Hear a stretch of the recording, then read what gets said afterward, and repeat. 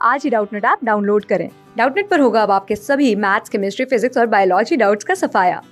बस अपने क्वेश्चन की फोटो खींचो, उसे क्रॉप करो और तुरंत वीडियो सोल्यूशन पाओ। Download now. यहाँ पे हमें एक पैराग्राफ दे रखा है और हमें कुछ आंसर्स यहाँ पे बताने हैं। चलिए जरा जानते हैं। देखिए यहाँ पे सिविलाइजेशन के बारे में बात की जा रही है। एक सिविलाइजेशन जो कि कई सारे ग्लिमरिंग सिविलाइजेशन के बारे में बात की गई है और उसमें बात की गई है रोमन्स के बारे में। रोमन्स जनरली लीगल प्रोफेशन और वेल एजुकेटेड पर्सन्स थे। लेकिन उनके बाद कौन आते हैं? उनके बाद आते हैं आपके सैक्सन्स। सैक्सन्स जो थे उन्होंने रफ मेथड इस्तेमाल करा था ब्रिटेन पे रूल करने के लिए। 6th सेंचुरी एडी से 11th सेंचुरी तक मेजोरिटी जो थे ये फिजिकल टॉर्चर करते थे लोगों को, जैसे कि रेड हॉट आयरन देना या पर्टिकुलरली लोगों को कोयले पर चलवाना। और एक मोस्ट पॉपुलर मेथड जो था इनका था ओथ स्वेयरिंग का। अब ओथ स्वेयरिंग क्या होती है? जनरली एक पर्सन, एक पुलिस वाला या एक प्रिस्ट किसी पर्सन को पकड़ के लाता था और उसे ओथ दिलाता था कि वो कहता था कि मैं, मेरा करेक्टर अच्छा है और मैं इनोसेंट हूँ। उस पर वो पर्सन अपने साथ कई सारे पर्सन को लाया करता था एज अ गारंटर की तरह, और अगर वो ऐसा करने में फेल हो जाता था तो वो गिल्टी और पनिश कहलाया जाता था। वो सब लोग जनरली एक विलेज में रहते थे और जनरली विलेज में सब एक दूसरे को अच्छी तरीके से जानते थे, तो कोई सबके बारे में सच्चाई ही बोलता था, कोई झूठ नहीं बोलता था। 11th सेंचुरी में सैक्सन्स के बाद जो आए वो आए कौन? नॉर्मन्स। नॉर्मन्स एक सिस्टम फॉलो करते थे जिसे हम कहते थे बैटल इन सर्टेन केसेस। ये सिस्टम क्या था? यहाँ पे एक्यूज और एक्यूजर आपस में लड़ा करते थे स्पेशल वेपन्स के साथ में, और जो जीत जाता था उसे इनोसेंट कहा जाता था। राइटर इस बात को कहते हैं कि आइडिया बिल्कुल रिडिकुलस था।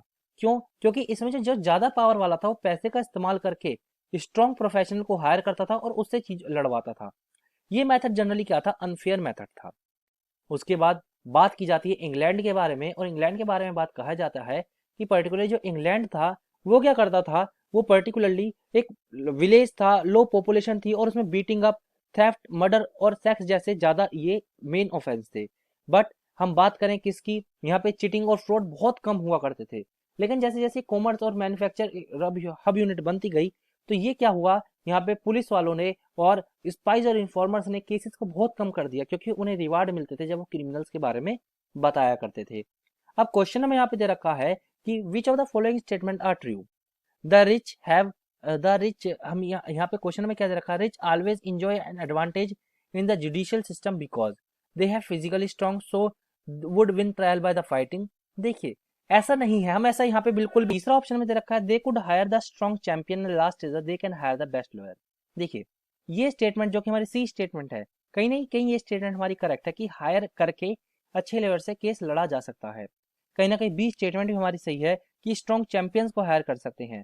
लेकिन ऐसा नहीं है कि वो फिजिकली स्ट्रॉन्ग है तो इसलिए वो ट्रायल को जीत सकते हैं फाइटिंग से, नहीं, ऐसा ये बिल्कुल भी नहीं है। रिच पर्सन इन दो तरीके से तो जीत सकता है, लेकिन पहला मेथड बिल्कुल गलत है।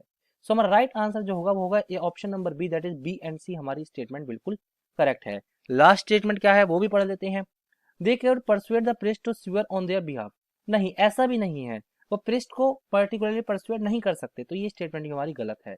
हमारा राइट स्टेटमेंट जो है वो है B and C. Thank you. Class 6 से 12 से लेके नीट, IIT, जेई मेंस और एडवांस के लेवल तक 10 मिलियन से ज्यादा स्टूडेंट्स का भरोसा। आज ही डाउनलोड करें डाउटनेट ऐप या व्हाट्सएप कीजिए अपने डाउट्स 8400 400 400 पर।